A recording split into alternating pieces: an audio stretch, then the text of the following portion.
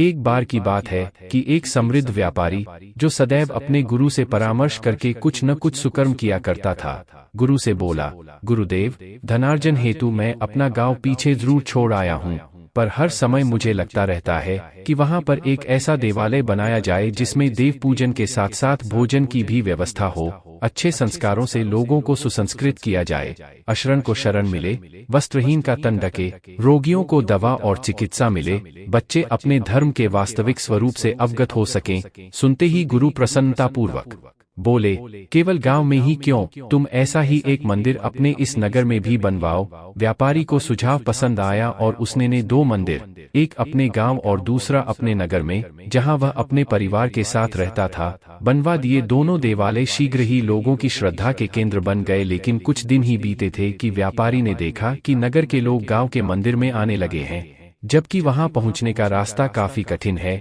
उसकी समझ में नहीं आ रहा था कि ऐसा क्यों हो रहा है।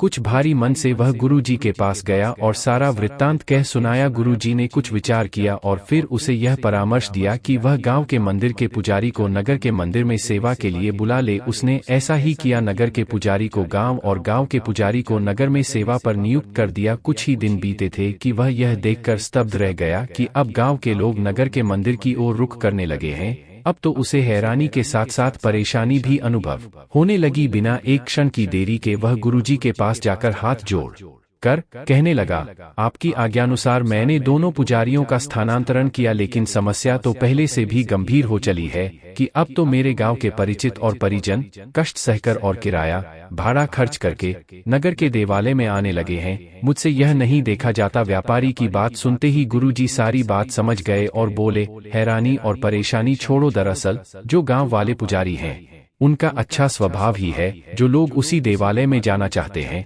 जहां वे होते हैं। उनका लोगों से निस्वार्थ प्रेम, उनके दुख से दुखी होना, उनके सुख में प्रसन्न होना, उनसे मित्रता का व्यवहार करना ही लोगों को उनकी ओर आकर्षित करता है और लोग स्वतः ही उनकी ओर खिंचे चले आते हैं। अब सारी बात व्यापारी की समझ में आ चुकी थी। मित्रों, हमें भी यह बात अच्छे से समझनी चाहिए कि हमारा व्यक्तित्व हमारे बाहरी रंगरूप से नहीं, हमारे व्यवहार से निर्धारित होता है। बिल्कुल एक समान ज्ञान और वेशभूषा वाले 2 पुजारियों में लोग कष्ट सह कर भी उसी के पास गए जो अधिक संवेदनशील और व्यवहारी था। इसी तरह हम चाहे जिस कार्य क्षेत्र से जुड़े हों, हमारी सफलता में हमारे व्यवहार का बहुत बड़ा योगदान होता है। हम सभी को इस परम सत्य का बोध होना चाहिए कि इस धरती पर मात्र अपने लिए ही नहीं आए हैं। हमें अपने सुख दुख की चिंता के साथ साथ दूसरों के दुख सुख को जरूर बांटना चाहिए, उनसे मित्रतापूर्ण व्यवहार करना चाहिए, ताकि हम जहां पर उपस्थित हों वहां पर स्वतः ही एक अच्छा वातावरण बना रहे।